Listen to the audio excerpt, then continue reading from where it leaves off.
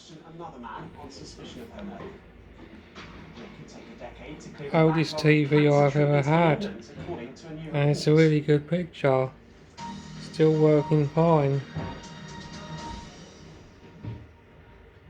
What a great Specialist teams Facebook from Kent find. Police have been involved in a painstaking process to remove two climate activists who glued their hands to the top of a tanker, blocking access to the port of Dover. Earlier, 39 members of the Insulate Britain protest group were arrested after they caused gridlock in the town and surrounding roads. Our correspondent Charlie Rose has spent the day at the scene. This has caused a huge amount of chaos here in Dover and the surrounding areas. All the arterial routes into the town, that's the A2, the A256 and the A20 have been complete gridlock because this port, access to this port here, a key arterial It's a while route in the for trade, speakers sound. passengers, people, holiday makers into the UK, in and out of this country, was completely blocked. Two of these climate activists remained because they were stuck on top of a tanker just outside this port. Their hands were glued to the roof, and it took police a very long time. It was a long, careful, painstaking process to remove them from the roof of this tanker.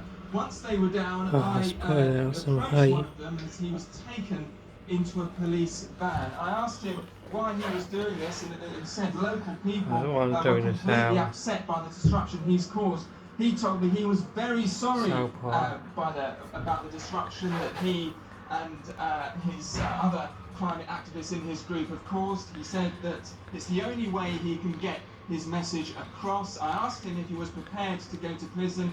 He said yes, he absolutely was. Now, there's been disruption here in Dover for hours today, throughout the morning.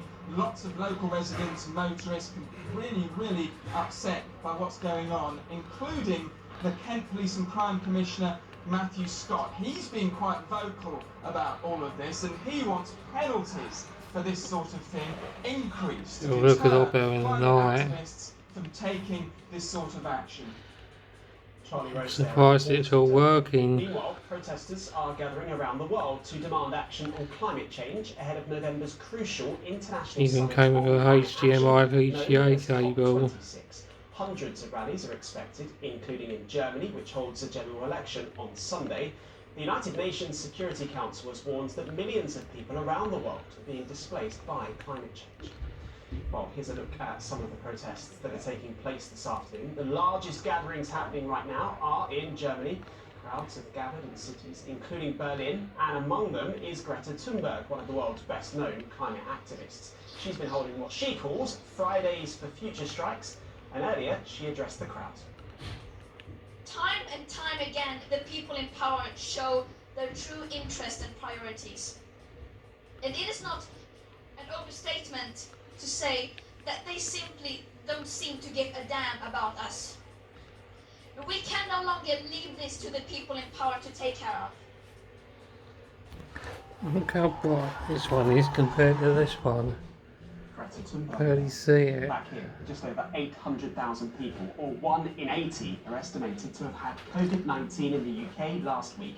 That is slightly down on the previous week, according to figures released today by the Office for National Statistics.